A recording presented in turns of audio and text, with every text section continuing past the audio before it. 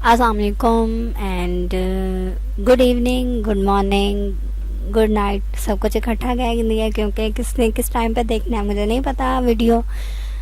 हम ना with ENG 201 business and technical English आप लोगों का लेसन है, लेसन नंबर 36 फाइनल टर्म के लिए बहुत ज़्यादा इम्पॉर्टेंट है। इसमें चीज़ें आप लोगों को समझने के लिए टाइम भी लगेगा और समझने भी हैं, क्योंकि आपका जो क्विज़ होगा इंशाल्लाह कल ओपन हो जाएगा, उसमें भी इसी में चैप्टर लेसन में से क्वेश्चन आएंगे। तो स्टार्ट करते हैं lesson. Stacked modifiers and noun. Stack modifiers and noun होते क्या हैं? आपने क्या करना होता है, अवॉइड करना होता है long strings of modifiers or noun. ठीक है, हम अब स्टैक्ड मॉडिफायर्स क्या चीज़ है वो देख लें। The stacked modifiers and nouns can be hard to read and sometimes create ambiguity. Modifiers noun कौन से होते हैं? जब हम लोग नाउन्स के साथ कुछ ऐड कर देते हैं वर्ड, जिससे हम लोग उसका वर्ड का मीनिंग और चेंज कर देते हैं। तो हम लोगों ने इन चीज़ों के जो है थोड़ा सा परहेज़ करना है, मॉडिफायर्स नहीं लगाने। जो नाउन है उनको एज अ नाउन ही यूज़ करना है। मॉडिफायर्स लगा के नाउन्स को हम लोग चेंज नहीं करेंगे। मतलब क्या हो गया कि नाउन है, अगर उसको हम लोग वर्ब में चेंज नहीं कर सकते, किसी और चीज़ में नहीं चेंज कर सकते। अगर वो नाउन है तो नाउन ही रखना है।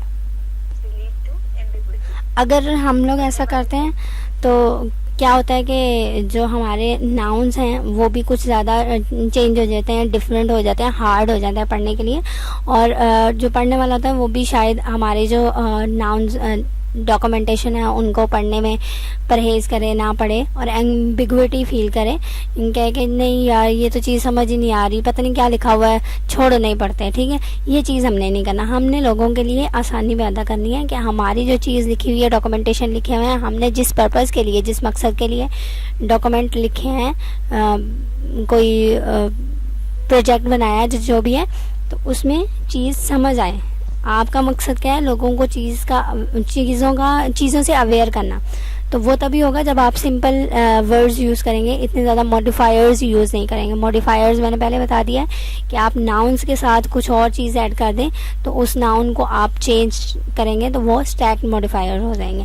Add a few words specially preposition and conjunction. ये आपका क्विज़ है। आपने क्या चीज़ ऐड करनी है? या तो प्रपोजिशन ऐड करना है या कंजंक्शन ऐड करना है to make relationship between nouns clear to the reader. अगर आपने कोई नाउन वगैरह यूज़ करें तो उसमें क्या करना है? प्रपोजिशन या कंजंक्शन यूज़ करना है। प्रपोजिशन देख लें, Ali is sitting on the chair. ठीक है ना, अली सिटिंग ऑन चेयर। तो यहाँ पे प्रपोजिशन जो इज़ है वो बता देगा कि वो चेयर के ऊपर, या ऑन जो है वो बता देगा कि आपका इज़ तो वर्ब है, नाउ प्रपोजिशन ऑन होगा कि वो चेयर के ऊपर बैठा हुआ है। ठीक है, Ali is sitting on chair कहेंगे। अगर हम लोग ऑन को हटा देते हैं, अली इज़ सिटिंग चेयर, तो ये वाला हमारा जो है नाउन तो क्लियर हो रहा है कि अली है, लेकिन आपका आगे वाली जो बात है उसको प्रपोजिशन के साथ क्लियर करवाएंगे ताकि आपका नाउन भी क्लियर हो जाए कि उसके साथ आपका क्या रिलेशनशिप बन रहा है। इसकी एग्जांपल एक थी, देख लें उसको। वीक सेंटेंस जो है, द सिस्टम, यहाँ पे यूज़ आना था, यूज़, सॉरी मैंने वाई लिख दिया, यूज़ आना था। हाँ जी, the system uses high peak single frequency low divergent light beam produced by laser. अब यहाँ पे आपका जो इम्प्रूव वर्जन होना था वो ये होना था कि दिस सिस्टम यूजेज, हमें नहीं पता कि मॉडिफिकेशन किसकी हो रही है, बीम की हो रही है या हम लोग सिस्टम की कर रहे हैं। तो इम्प्रूव वर्जन में क्या होगा कि the system used pulsed laser that operate under high peak power to produce a single frequency light beam with a low divergence. अब जो है हमारा चीज़ क्लियर हो गई है, हमें बात पता चल रही है। लेकिन जो वीक वर्जन था उसमें हमें वीक सेंटेंस में बात नहीं पता चल रही थी कि हम लोग मॉडिफायर जो है, मॉडिफाई किस चीज़ को कर रहे हैं, बीम लेज़र को कर रहे हैं या सिस्टम को कर रहे हैं, जिसमें हाई पीक सिंगल फ्रिक्वेंसी हम लोग यूज़ कर रहे थे। उम्मीद है चीज़ समझ आ गई होगी। वर्डीनेस, वर्डीनेस हम लोग क्या कहते हैं, पता नहीं लेक्चर चल रहा है, रिकॉर्ड हो रहा है कि नहीं। हाँ जी, हो रहा है रिकॉर्ड, ठीक है। वर्डीनेस क्या होता है, हम लोग जब एक चीज़ जो सिंपल, वो जो शेर व शायरी होती है उसमें क्या होता था, वो शायर जो हैं, शोरा जो हैं, कम अल्फाज यूज़ करते हैं और अपनी सारी बात बयान कर देते हैं। तो हम जो है डॉक्यूमेंटेशन लिखने वाले या जो बिजनेसमैन होते हैं, उन्होंने भी ऐसा ही कुछ करना होता है कि हमारे जो है कम से कम वर्ड्स हम लोग यूज़ करें और क्लैरिटी जो है वो ख़त्म ना हो, हमारी बात से क्लैरिटी भी पूरी हो और कम से कम जो है वर्ड्स यूज़ करें। इसको रीड कर लीजिएगा। वो कह रहे हैं conciseness is desirable in our writing. ये वाली जो है आपकी क्विज़ में आ सकता है कि जो कंसाइजनेस है वो आपकी सारी राइटिंग्स में बहुत ज़्यादा डिज़ायरेबल होती है, बहुत ज़्यादा हम लोग कहते हैं कि कंसाइजनेस होनी चाहिए आपकी राइटिंग में, चाहे वो टेक्निकल राइटिंग हो या आपकी सिंपल जो राइटिंग है। लेकिन टेक्निकल राइटिंग में बाकायदा मस्ट है कि आपकी कंसाइजनेस हो। अब वो कह रहे हैं write some causes of wordy writing. जो कॉज करती हैं, जो चीज़ें आपकी वर्डी राइटिंग में तब्दील कर देती हैं आपकी राइटिंग को, वो कौन कौन सी हैं वो देख लें। Excessive use of passive voice. आप बहुत ज़्यादा जब पैसिव वॉइस को यूज़ कर लेते हैं तो आपका जो डॉक्यूमेंटेशन है या जो भी आप लोगों ने रिटन फॉर्म में चीज़ दे रहे हैं वो बहुत ज़्यादा वर्डीनेस में चली जाती है। एक्सेसिव नॉमिनलाइजेशन है, अननेसेसरी रेपिटेशन है and unnecessary words and phrases are some of common uses of wordy writing. हम लोगों ने क्या ख्याल रखना था कि हमारी जो है ज़्यादा वर्डीनेस ना आए राइटिंग में, और उसको ठीक करने के लिए हम लोगों ने क्या करना होता है, एक्टिव वॉइस को ज़्यादा यूज़ करना होता है अपने डॉक्यूमेंटेशन में, पैसिव वॉइस को इतना ज़्यादा यूज़ नहीं करना होता, नॉमिनलाइजेशन नहीं करनी होती इतनी ज़्यादा, साथ साथ अननेसेसरी रेपिटेशन नहीं होनी चाहिए, और लास्ट है आपका अननेसेसरी वर्ड्स एंड फ्रेजेस। इसको एक दफ़ा देख लेते हैं। वो कह रहे हैं कि कहाँ पर थे, यहाँ पे passive voice and active voice. आप लोगों को खुद पता है जब हम लोग एक्टिव वॉइस में कोई सेंटेंस लिखते हैं तो उसकी जो वर्ड्स हैं वो कम होते हैं बनिस्बत आपकी पैसिव वॉइस में। वहाँ पर आपने अपना वर्ब भी चेंज करना होता है, अपना सब्जेक्ट ऑब्जेक्ट में चेंज होता है, ऑब्जेक्ट सब्जेक्ट में चेंज होता है, आपका बाय यूज़ होता है। तो पैसिव वॉइस में आपका जो सेंटेंस है वो थोड़ा सा लंबा हो जाता है। तो उन्होंने भी क्विज में यही लिखा हुआ है, use the active voice when ever the passive voice is not appropriate. आपने ज़्यादा से ज़्यादा कोशिश करनी है कि एक्टिव वॉइस को यूज़ करें अपने डॉक्यूमेंटेशंस में। Active verbs make for concise purpose. जो एक्टिव वर्ब्स होते हैं ना, एक्टिव वॉइस में जो आप लोग चीज़ लिखते हैं उसमें कंसाइजनेस बहुत ज़्यादा होती है। Sentence with passive verbs use more words. वही बात है जो मैंने आपको पहले कह दिया, उस पैसिव वॉइस में हम लोग बाय का एडिशन कर देते हैं, सब्जेक्ट को ऑब्जेक्ट बनाते हैं, ऑब्जेक्ट को सब्जेक्ट बनाते हैं, वर्ब्स जो हैं वो चेंज हो जाती है, वर्ब्स के साथ ING लगा देते हैं, तो आपका जो सेंटेंस है वो लंबा हो जाता है। उसमें हम लोगों को ज़्यादा वर्ड्स चाहिए होते हैं। More over passive verbs de-emphasize or even eliminate mention of the performer of an action conveyed by the verb। Simple active voice में क्या होता है कि हम लोगों ने पहले सब्जेक्ट लिखना होता है, उसने जो काम करना है वो लिखना है और जिस पर काम करना है वो होता है। लेकिन पैसिव वॉइस में क्या होता है कि आपका ऑब्जेक्ट जो है वो सब्जेक्ट बन जाता है, हमें नहीं पता चलता कि परफॉर्मर कौन है, आया आपका परफॉर्मर जो है वो ऑब्जेक्ट है या आपका सब्जेक्ट है। तो इस चीज़ के लिए हम लोग क्या कहते होते हैं कि पैसिव वॉइस को आप लोग कम यूज़ करें और एक्टिव वॉइस को ज़्यादा यूज़ करें। नॉमिनलाइजेशन क्या है, where possible use verb forms instead of noun forms. आपने फॉर्म्स ऑफ वर्ब्स जो यूज़ करनी होती हैं वो आपने नाउन्स फॉर्म में यूज़ नहीं करनी होती है, वर्ब फॉर्म में यूज़ करनी होती है, नॉमिनलाइजेशन नहीं करनी। एक्सेसिव और अननेसेसरी नॉमिनलाइजेशन मतलब वर्ब्स को नाउन में चेंज करना जो होता है वो आपकी राइटिंग को वर्डी बनाता है, because it requires a noun and a verb instead of a just verb form. जब हम लोगों ने वर्ब को ही चेंज कर दिया नाउन में, तो नाउन तो हमारा पहले से मौजूद था, अब जब वर्ब नाउन में चेंज हो गया तो हम लोगों ने नाउन तो लगाना ही लगाना है, क्योंकि एक सेंटेंस तभी कंप्लीट होता है जब आपके पास सब्जेक्ट भी हो, ऑब्जेक्ट भी हो और वर्ब भी हो। अगर ऑब्जेक्ट ना भी हो तो चलेगा, लेकिन आपके पास सब्जेक्ट और वर्ब होना लाजमी होता है। जब आप लोगों ने वर्ब को नाउन में चेंज कर दिया तो नाउन तो ऑलरेडी मौजूद था, तो वहाँ पे आपने फिर वर्ब लगाना है, तो आपकी जो सेंटेंस है वो वर्डी में चला जाएगा, मतलब जहाँ 2 लफ्ज़ यूज़ होने थे वहाँ 3 लफ्ज़ यूज़ हो गए हैं। तो ये इस चीज़ का ख्याल रखना है कि हम लोगों ने नाउन वर्ब्स को नाउन में चेंज नहीं करना, नॉमिनलाइजेशन नहीं करनी इतनी ज़्यादा।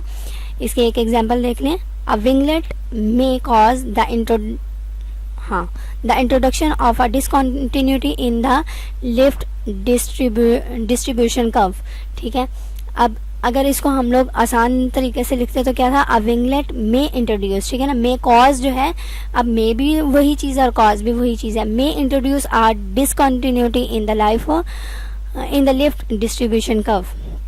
ठीक है, दोनों चीज़ें सेम ही हैं, दोनों सेंटेंस सेम ही है, लेकिन हमारा जो पर्पस था वो क्या था कि हम लोगों ने अपने सेंटेंस को लॉन्ग नहीं करना, इतना ज़्यादा वर्डीनेस नहीं उसमें लेके आनी, तो क्या किया हमने, कुछ वर्ड्स जो हैं उनमें कैंसिल कर दिए, लेकिन हमारा दोनों में कहने का मतलब सेम ही है। अननेसेसरी रेपिटेशन जो है वो क्या होती है देख लें। इसकी पहले एग्जाम्पल देख लें। वो कह रहे हैं aircraft must be kept minimum of at least 3 miles apart in the horizontal plan।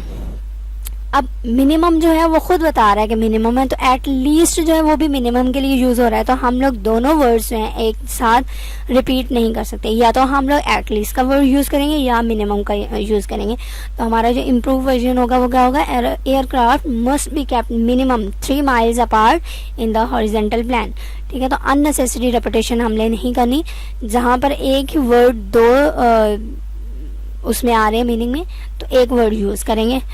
कभी भी ये नहीं हो सकता कि हम लोग दोनों words at a time use करें। Avoid unnecessary repetition. One of the most common type of unnecessary repetition involves modifiers that repeat information given in the word modified. ठीक है ना, देख लें आपकी इंफॉर्मेशन को रिपीट कर रहा है, मिनिमम वही कमी और एटलीस्ट भी कमी ही है, आपकी इंफॉर्मेशन को रिपीट कर रहा है, तो वहाँ पर आपने उस काम को ख़त्म करना है और एक ही चीज़ को यूज़ करना है। नेक्स्ट है आपका अननेसेसरी वर्ड्स एंड फ्रेजेस। आपने अननेसेसरी वर्ड्स और फ्रेजेस को भी यूज़ नहीं करना। अब अननेसेसरी वर्ड्स और फ्रेजेस की एग्जांपल पहले देख लें, उसके बाद आपको पैराग्राफ समझाऊंगी जो उन्होंने लिखा हुआ। It is expected that by the year 2000। ठीक है ना, अगर it is expected that by को हटा दें तो सिंपल हम लोग ये भी लिख सकते थे, सॉरी बाय को नहीं हटाना, बाय द ईयर 2000। ठीक है ना, कि 2000 ईयर में क्या हो रहा है, the library of Congress will have digitised. ठीक है ना, इसको हम लोग चेंज कर देंगे, एक्सपेक्ट यहाँ से यूज़ कर रहा हो तो एक्सपेक्ट्स टू हैव, ठीक है, विल नहीं है, टू हैव है, digitise 5 million books and images. अब यहाँ से ये जो इतना बड़ा लेंथ जा रही थी, आपको लिखने में भी पता लग रहा है, देख लें यहाँ पे वर्डीनेस बहुत ज़्यादा हो रही है, आपका सेंटेंस लंबा हो गया और यहाँ पे आपका सेंटेंस छोटा है। तो हम लोगों ने यही करना है कि जो अननेसेसरी वर्ड्स या फ्रेजेस हैं, ये अननेसेसरी वर्ड थे, कौन से, इट इज़ एक्सपेक्टेड डैट, इनको हम लोगों ने ख़त्म करना है। और इससे क्या होता है, हम लोगों ने ये भी ख्याल रखना है कि हमारी जो सेंटेंस की क्लैरिटी है वो ना ख़त्म हो जाए। अगर हम लोग इसको हटा रहे हैं तो हमारे सेंटेंस क्लियर है, जो चीज़ पहले बताई जा रही थी वही अब बताई जा रही है, लेकिन फ़र्क ये है, फ़र्क ये है कि हम लोगों ने अननेसेसरी जो फ्रेज थी या वर्ड थे उसको हटा दिए और अपना सिंपल जो है सेंटेंस कंप्लीट कर दिया। Make sure that each word and phrase in your sentence contributes to meaning and clarity. आपने इस बात का ख्याल रखना है कि आपका जो सेंटेंस है वो क्लियर भी हो और उसके मीनिंग भी आपको वाजे हो, लेकिन उनमें अननेसेसरी वर्ड्स आपने यूज़ नहीं करने। Try to avoid the too commonly use construction. हम लोग बहुत ज़्यादा जो यूज़ करते हैं, कॉमन यूजेस हैं, ये क्विज़ में आ सकता है, वो क्या है, देयर इज़ या देयर आर हम लोग बहुत ज़्यादा यूज़ कर लेते हैं। कोई भी सेंटेंस हो तो उसमें देयर इज़ देयर आर का एडिशनल जो है वर्ड यूज़ कर लेते हैं, या इसके साथ इट इज़ वर्ड जो है वो हम लोग यूज़ कर लेते हैं और हमारा जो सेंटेंस है वो लंबा हो जाता है। इसका ख्याल रखना है कि जहाँ पर नहीं ज़रूरत आप वहाँ से ये वाले there is there are it is ये वाले वर्ड्स या फ्रेजेस जो हैं आप रिमूव कर दें। अच्छा जी, ओवरलोडेड सेंटेंस क्या होंगे, avoid sentences that contain more information than the reader can easily follow.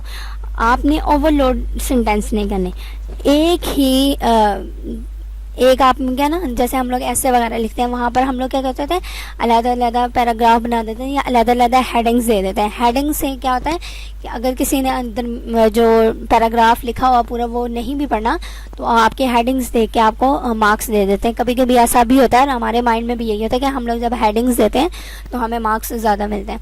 तो ये भी वही बात है कि आपने अगर एक ऐसे एज अ होल एक ही पैराग्राफ में पूरा ऐसे 3-4 पेज का लिख दोगे तो वो ओवरलोड हो जाएगा। आप एक एक अलग-अलग पैराग्राफ लिखें, सेपरेट करें चीज़ों को, अपनी जो बात है उसको डिवाइड करें सेंटेंस को, और उसको क्या करें ताकि लोग जो हैं जिन्होंने आपकी डॉक्यूमेंटेशन पढ़नी है उनके लिए इजी हो ग्रैस्प करना, मतलब उसको हज़म करना, अपने अंदर जज्ब करना, जो चीज़ें लिखी हुई हैं वो ठीक भी हैं या नहीं है। ठीक है, इसको देख लीजिएगा। अच्छा, ये जो है आगे करवाने लगी हूँ, ये बहुत ज़्यादा इम्पोर्टेंट है आपके, और बाकायदा क्वेश्चन भी आता होता है और आपके क्विज भी आते हैं इनमें से। सेंटेंस फ्रेगमेंट क्या है? सेंटेंस फ्रेगमेंट क्या है? वो कह रहे हैं आपका सेंटेंस फ्रेगमेंट वो है जिसमें आपका सब्जेक्ट या वर्ब मिसिंग हो। कभी कभी ऐसा होता है दोनों ही मिसिंग होते हैं। हमें खुद पता है कि हमारा सेंटेंस कब बनता है, जब हमारा सब्जेक्ट और वर्ब एक मैच कर दें हम लोग तो हमारा सेंटेंस बन जाता है। जब सेंटेंस सब्जेक्ट ही मिस होगा तो हमारा सेंटेंस नहीं बन सकता। ठीक है, या सेंटेंस मिस हो या आपका वर्ब मिस हो या दोनों मिस हो जाए तो आपका वो सेंटेंस फ्रेगमेंट बनता है। लेकिन एक और बात याद रखनी है कि आपके लास्ट में पीरियड का साइन भी लगाओ, मतलब वो ऐसा दिखाया जा रहा हो कि आपकी वो बात कंप्लीट है, ना उसमें सब्जेक्ट मौजूद है और ना ही वर्ब मौजूद है, तो आपका वो सेंटेंस फ्रेगमेंट कहलाता है। इसकी एग्जांपल देख लें। Driving in the city during the evening rush hour. अब ड्राइविंग कौन कर रहा है? ठीक है, ये ड्राइविंग जो है, ये ड्राइव, अगर ड्राइव अकेला होता तो आपका वर्ब कहलाता, तो आपका ये सेंटेंस फ्रेगमेंट नहीं रहता। लेकिन जब ड्राइविंग लिख दिया, ये जेरेंड बन गया, आईएनजी के साथ आ गया, तो आपका ये ना वर्ब है यहाँ पे और ना ही कोई सब्जेक्ट है, तो ये आपका सेंटेंस फ्रेगमेंट है। और लास्ट में मस्ट है कि आपका फुल स्टॉप या पीरियड लगा हो। समझ आई ये चीज़ की? मैंने कहा है कि आपके सेंटेंस फ्रेगमेंट में क्या होता है, या तो सब्जेक्ट नहीं होता उस सेंटेंस में या वर्ब नहीं होता। ये कभी कभी ऐसा होता है दोनों ही चीज़ें नहीं होती, ना सब्जेक्ट ना वर्ब, और लास्ट में आपको ये फुल स्टॉप लगा दिया जाता है कि जी ये बात कंप्लीट हो गई है। तो ये चीज़ है सेंटेंस फ्रेगमेंट। नेक्स्ट एग्जांपल देख लें। To apply for a job at the new store in the mall. अब यहाँ पे भी देख लें, कोई सब्जेक्ट नहीं है, कोई आपका वर्ब नहीं है। ये सॉरी, वर्ब तो अप्लाई हो सकता है लेकिन सब्जेक्ट नहीं है। कौन अप्लाई करेगा ये नहीं बताया हुआ उन्होंने, तो यहाँ पे ये आपका सेंटेंस फ्रेगमेंट है। सब्जेक्ट मौजूद नहीं है, लास्ट में फुल स्टॉप लगा हुआ है, सेंटेंस फ्रेगमेंट है। अगर सब्जेक्ट है, वर्ब नहीं है, लास्ट में फुल स्टॉप है, फिर भी सेंटेंस फ्रेगमेंट है। दोनों नहीं है और लास्ट में फुल स्टॉप है, तब भी आपका सेंटेंस फ्रेगमेंट है। नेक्स्ट है कॉमा सप्लाइज। अब वो कह रहे हैं never link two independent clauses with just a comma. ठीक है, जब आप दो इंडिपेंडेंट क्लॉजेज को ज्वाइन कर देते हो एक कॉमा लगाकर, तो ये आपका होता है कॉमा सप्लाइज एरर।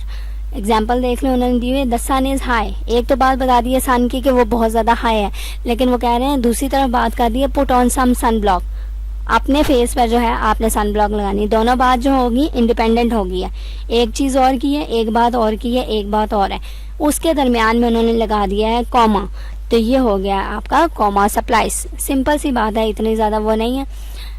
क्या हो गया, आपने दो इंडिपेंडेंट क्लॉजेज को सादा अल्फाज में बताऊं, दो बातें अलग-अलग बातों को इकट्ठा कर दिया और उसके दरमियान में कॉमा लगा दिया, तो ये आपका कॉमा सप्लाइज एरर है। नेक्स्ट है, वो कह रहे हैं कॉमा सप्लाइज एरर जो आता है उसको करेक्ट करने के क्या तरीके हैं। 4 तरीके हैं। उनमें पहला तरीका क्या है कि आपने सेपरेट करना है इंडिपेंडेंट क्लॉजेस को इनटू 2 सेपरेट सेंटेंस। ये जो है इनको मैं कर रही हूँ अलहदा, ठीक है, मैंने कॉमा ख़त्म कर दिया और दोनों को बातों को अलहदा कर दिया। सेपरेट करना है इंडिपेंडेंट क्लॉजेस को into a separate sentence, put both sentences with a period. और आपने क्या कर देना है, दोनों सेंटेंसेस के एंड पे मतलब दरमियान में कॉमा नहीं फुल स्टॉप लगाना है, पीरियड लगाना है। ठीक है, द सन इज हाई, बात खत्म होगी। नेक्स्ट बात है पुट ऑन सन ब्लॉक। ठीक है, मतलब क्या हुआ कि आपका कॉमा सप्लाईज जो है वो ख़त्म हो गया है और आपने बात जो है वो अलग-अलग कर दी है, सेपरेट कर दिया। नेक्स्ट बात वो कर रहा है, कॉमा मैं फिर से लगा देती हूँ, कॉमा कहाँ पर गया, ये है। दूसरा तरीका क्या है, replace the comma with a semicolon और विद अ सेमीकोलन। ठीक है ना, दोनों ने एक ही चीज़ कर दी है। आपने कॉमा को क्या करना है, रिप्लेस करना है सेमीकोलन से एंड कंजक्टिव एडवर्ब्स यूज़ कर लेने हैं। अब फर्दर मोर यूज़ कर लें सच दैट कंजक्टिव एडवर्ब्स। ठीक है ना, फर्दर मोर अगर यहाँ पे भी मैं ऐड करूँ तो the sun is high, furthermore. ठीक है, और साथ में आपने सेमीकोलन लगा देना है, put on some sun block. ठीक है, ये ऐसे भी आपका जो है कॉमा सप्लाई एरर ख़त्म हो सकता है। The conjunctive adverb is then normally followed by a comma. लेकिन जब आपने फर्दर मोर लिखना है तो आपने क्या करना है, उसके बाद फर्दर मोर के आगे क्या लिखना है, कॉमा लगाना है। ये लाजमी बात है। तीसरा जो तरीका वो क्या है, replace the comma with a comma and a coordinating conjunction. ठीक है, या तो आप लगाएंगे कंजंक्टिव, गलत हो गया, कंजंक्टिव था। ठीक है, एडवर्ब लगाना है, फर्दर मोर, इस तरह के वर्ड्स। और अगर आप वो नहीं लगाना चाह रहे तो कोऑर्डिनेटिंग कंजंक्शन लगाएंगे, एंड। ठीक है, कॉमा को ख़त्म करना है और उसकी जगह कॉमा लगा के आपने क्या करना है, एंड लगा दें, the sun is high and put on some sun block. और चौथा तरीका क्या है, make some of the clauses into subordinate clauses, जिस पे आपने बात करनी है। मतलब अब दो बातें हैं ना अलग, अब हमें नहीं पता कि कौन सी मेन क्लॉज है, कौन सी सबऑर्डिनेट क्लॉज है। तो आपने जो मेन क्लॉज है उसको पहले रख देना है और जो सबऑर्डिनेट क्लॉज है उसको बाद में रख देना है। 4 तरीके हो गए कॉमा सप्लाईज एरर को ख़त्म करने के लिए। नेक्स्ट आपको फ्यूज्ड सेंटेंस, फ्यूज से पता चल रहा है जो फ्यूज उड़े होते हैं जिनके ख़राब सेंटेंसेस जो हैं, सिंपल वर्ड्स में अगर कहूँ, इसको एक दफ़ा देख लें। Do not allow two independent clauses to run together without a conjunction or punctuation between them. आपने कभी भी ऐसा नहीं करना कि दो इंडिपेंडेंट क्लॉजेस को इकट्ठा रख दें बगैर किसी पंक्चुएशन या कंजंक्शन के। अब कॉमा सप्लाईज पे वापस आ जाएं। उन्होंने क्या कहा था, आपने इंडिपेंडेंट क्लॉजेस को अलग-अलग करना है और उसके बीच में दरमियान में पीरियड लगाना है, मतलब फुल स्टॉप लगाना है। आप कोई ना कोई पंक्चुएशन लगाएंगे या कंजंक्शन लगाएंगे। कंजंक्शंस क्या थी, आपका एंड, फर्दर मोर, ये वाले वर्ड्स।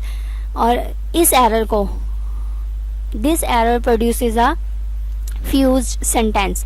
अगर आप कंजंक्शन और पंक्चुएशन के बगैर कोई सेंटेंस लिखते हो, वो भी इंडिपेंडेंट क्लॉजेस, तो आपका वो सेंटेंस जो है फ्यूज्ड सेंटेंस भी कहलाएगा।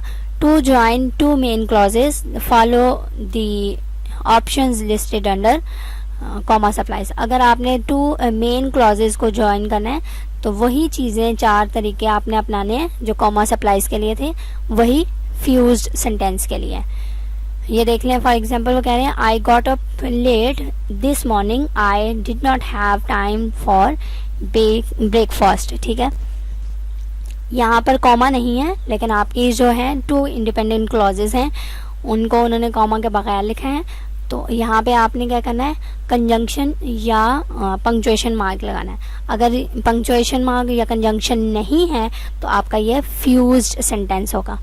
आप कॉमा सप्लाईज में और फ्यूज में सिर्फ एक डिफरेंस ये रखिए कि कॉमा सप्लाईज में कॉमा आएगा लेकिन दोनों बात इंडिपेंडेंट होंगी, और जो फ्यूज सेंटेंस है उसमें कॉमा नहीं है लेकिन दोनों बात इंडिपेंडेंट है। नेक्स्ट है स्ट्रिंगी sentence avoid स्ट्रिंगी several clauses that would be easier to read and understand. If they were broken up into separate clauses, अगर आपने क्या करना है, इतनी ज़्यादा लंबी जो सेंटेंसेस हैं वो नहीं लिखने हैं. स्ट्रिंग, जैसा हम लोग वो स्ट्रिंग होती है उसको जितना खींचते जाओ उसने खींचते जाना है, लेकिन उसे वापस दोबारा जो है एक छोटी सी फॉर्म में आ जाना है. तो आप जितना चाहें खींच सकते हैं, लेकिन वो जो होगा आपके रीडर्स को अंडरस्टैंड करने में इतना ज़्यादा प्रॉब्लम करेगा. जब आप थोड़ा सा स्ट्रेच फॉर्म में लिखेंगे, कम अल्फाज यूज़ करेंगे, तो जिसे नहीं भी पढ़ना वो भी आपका लेटर डॉक्यूमेंट जो भी है रिसर्च प्रोजेक्ट वो पढ़ लेगा. नेक्स्ट है एग्रीमेंट, आपका लास्ट टॉपिक. एग्रीमेंट, एग्री मतलब क्या होता है, मानना या एग्री होना. तो उसी लिहाज से आप देखना इसको चीज़ों को. Agreement between subject and verb and between a pronoun and it's antecedent is important for paragraph coherence. आपके पैराग्राफ में कोहेरेंस लाने के लिए क्या क्या चीज़ें चाहिए होती हैं. एग्रीमेंट हो वर्ब और सब्जेक्ट में, कि आपके वर्ब और सब्जेक्ट एक दूसरे से मैच कर रहे हैं, और उनका जो प्रोनाउन यूज़ कर रहे हैं वो भी एक दूसरे सब्जेक्ट से मैच हो, और उनके दरमियान उनके पीछे जो एंटीसीडेंट लगे होते हैं वो भी एक दूसरे से मैच कर रहे हो. As well as for style and grammar. और आपने ये क्या करना होता है, क्यों करना होता है, आपके स्टाइल भी जो है इससे अच्छा होता है और ग्रामर भी ठीक होती है. अब 4-5 चीज़ें हैं वो देख लें. सब्जेक्ट वर्ब एग्रीमेंट क्या होता है, जब आपका व्हेन एडिटिंग योर डॉक्यूमेंट, जब आप डॉक्यूमेंट एडिट कर रहे होते हैं, चेक फॉर एग्रीमेंट, आपने चेक करना होता है एग्रीमेंट के लिए. हाँ जी, चल रहा है. Paying close attention to subjects verb and pronouns. आपने बहुत ज़्यादा अटेंशन देनी होती है अपने सब्जेक्ट्स, वर्ब्स और प्रोनाउन पर. तो make sure your subject agrees with your verb. आपने ये इस बात का ख्याल रखना है कि आपका जो सब्जेक्ट है वो आपके वर्ब के साथ मैच कर रहा हो. जब वो दोनों एग्री होंगे तो उसका मतलब क्या है कि आपका सब्जेक्ट वर्ब एग्रीमेंट है वो. एक होता है प्रोनाउन एंटीसीडेंट एग्रीमेंट, ठीक है. Pronoun agree subject verb agreement का जो है, मैं सेंटेंस कोई भी हम लोग जो सिंपल सेंटेंस बोलते हैं, she plays football, she plays in the playground, ये सिंपल सेंटेंस है जो आपके एग्रीमेंट सब्जेक्ट वर्ब के एग्रीमेंट को मैच कर रही है. लेकिन अब आ गया प्रोनाउन एंटीसीडेंट एग्रीमेंट, ठीक है. प्रोनाउन एंटीसीडेंट एग्रीमेंट क्या है, मैंने सेंटेंस बोला था, Ali seats on the chair, ठीक है. अब सिट्स वो आपका वर्ब है, अली आपका सब्जेक्ट है, लेकिन ऑन जो है वो आपका क्या है, चेयर है, और सॉरी ऑन जो है वो प्रपोजिशन है. और जब आप अली का दोबारा वर्ड यूज़ करेंगे तो वो क्या यूज़ करेंगे, ही, ठीक है ना. तो वो जो आपका एंटीसीडेंट दोबारा आप प्रोनाउन की शक्ल में यूज़ करेंगे वो आपका प्रोनाउन एंटीसीडेंट एग्रीमेंट होगा. इसको देख लें. Make sure your pronoun agree in gender. आपका जो जेंडर है वही आपने प्रोनाउन में यूज़ करना है. मैंने अली कहा था, अली क्या था, Ali is sitting on the chair, ठीक है. जब हम उसी अली की दोबारा बात करेंगे तो प्रोनाउन यूज़ करेंगे, दोबारा रेपिटेशन अली की नहीं करेंगे, अली अली बाद में नहीं लिखना. तो जेंडर के लिहाज से वहाँ पर क्या आएगा, ही. ये नहीं होगा कि हम लोग बाद में प्रोनाउन यूज़ करें शी. और नंबर विद देयर एंटीसीडेंट्स. इसको देख लीजिए. आगे है प्रोनाउन केस, वही चीज़ है प्रोनाउन एंटीसीडेंट एग्रीमेंट की तरह. Make sure the form of your pronoun is appropriate for how you are using the pronoun in the sentence. Pronoun case का मतलब क्या है, आपका प्रोनाउन अगर पहले अली था, ठीक है, तो बाद में भी ही रहा है, लेकिन ही जो है वो सिंगल ही है, प्लूरल नहीं हुआ. आपने अगर सिंगल यूज़ किया है तो बाद में भी सिंगल ही यूज़ करना है. प्लूरल यूज़ किया है स्टार्ट में तो बाद में उससे रिलेटेड जो प्रोनाउन यूज़ करना है वो भी प्लूरल होगा, सिंगुलर नहीं होगा. और वो कह रहे हैं pronoun reference for the sake of clarity make sure your pronouns are closely link to their antecedent. अब इसके एक मैंने एग्जांपल लिखी थी. Either your course instructor or their fellows or 3 fellow students who know your ability is required to sign the form. अब देख लें 3 fellow students हैं, ठीक है, तो यहाँ पर आपका जो वर्ब है वो क्या यूज होगा, are required to sign the form. अगर मैं कहती कि इधर यूर 3 फेलो स्टूडेंट्स और कोर्स इंस्ट्रक्टर, ठीक है, कोर्स इंस्ट्रक्टर जो है वो सिंगुलर हो गया, who know your ability is required to sign the form. ठीक है, मतलब आपका अगर सिंगुलर है तो आगे जाके आपका जो प्रोनाउन यूज होगा दोबारा से वो सिंगुलर ही यूज होगा, प्लूरल नहीं रहेगा.